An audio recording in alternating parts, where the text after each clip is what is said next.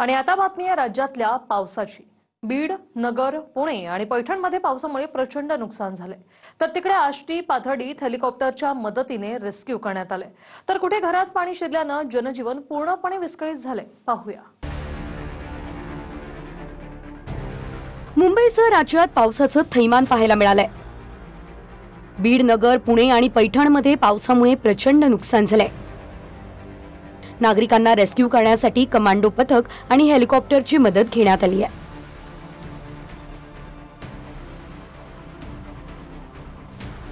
उपमुख्यमंत्री एकनाथ शिंदेंनी आपत्ती व्यवस्थापन कक्षाला भेटही दिली आहे। आष्टी आणि पाथर्डी तालुक्यातील 40 जणांना एअरलिफ्ट करण्याचे निर्देश दिले। हेलिकॉप्टरच्या मदतीने 4 ठिकाणच्या नागरिकांना रेस्क्यू करण्यात आलं। यावेळी आमदार सुरेश धस देखील उपस्थित राहिले। आष्टी तालुक्यातील गहुखेल इथे कांदा चाळीसह पिकअप वाहून गेलाय।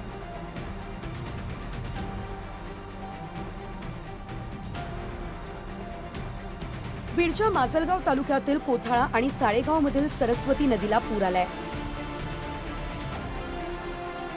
पुराच्या पाण्यातून 2 जणांचा जीवघेणा प्रवास पाहायला मिळाला। तर पूर परिस्थितीमुळे परिसरातील वीज पुरवठा खंडित झालाय। बीड आणि जालन्याच्या सीमेवर असलेली गोदावरी नदी 4 दिवसांपासून ओसंडून वाहते आहे।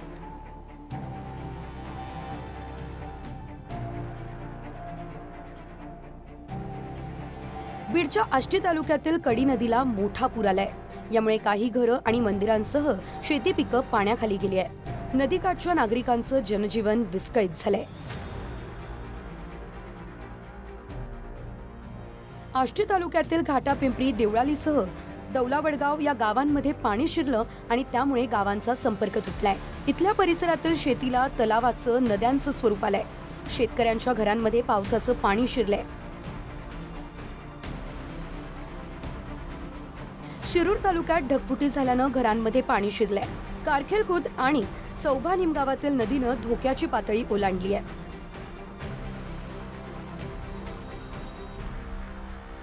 पाथर्डी तालुक्यात देखील ढगफुटी सदृश्य पावसाचं थैमान पाहायला मिळालंय। पुरात अडकलेल्या नागरिकांची जेसीबीच्या सहाय्यानं सुटका केली आहे।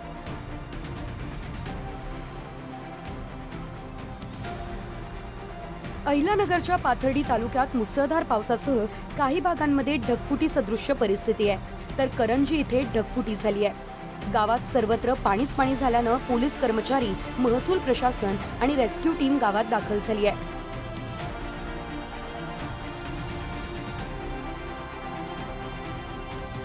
अहिल्यानगरच्या मिडसांगवी गावातील किना नदीला पूर आल्यानं पैठण, पंढरपूर पालखी मार्ग पाण्याखाली गेलाय। ग्रामस्थांसह प्रवाशांनी खबरदारी घेण्याचं आवाहन करण्यात येतंय। किना नदीला पूर आल्यानं नदीकाठच्या शेतीलाही मोठा फटका बसलाय।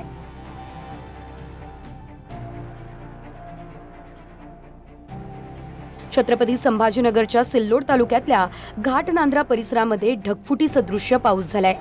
चारनेर पुलावरून पाणी वाहत आहे, तर तीनखणी परिसरातही पाणी शिरलंय।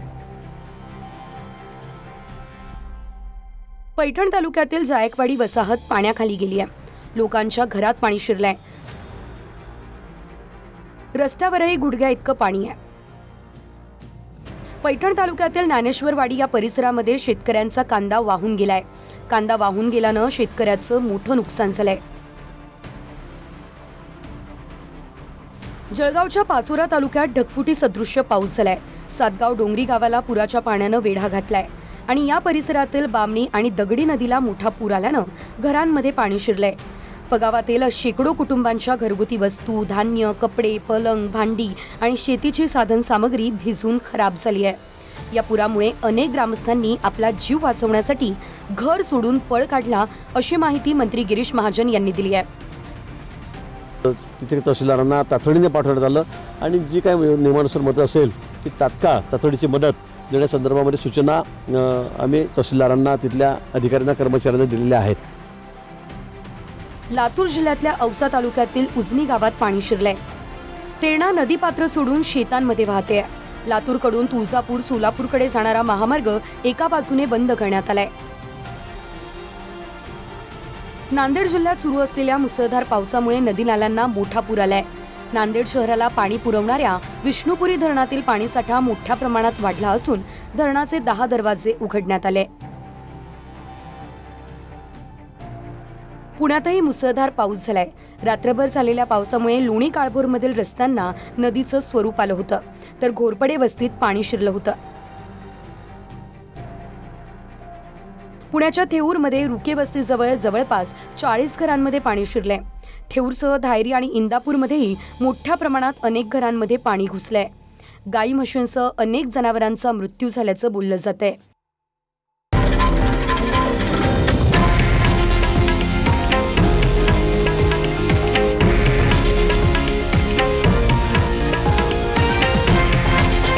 हे आहे देशातील नंबर 1 न्यूज नेटवर्क आणि आपण पाहत आहात TV9 मराठी, एकमेव.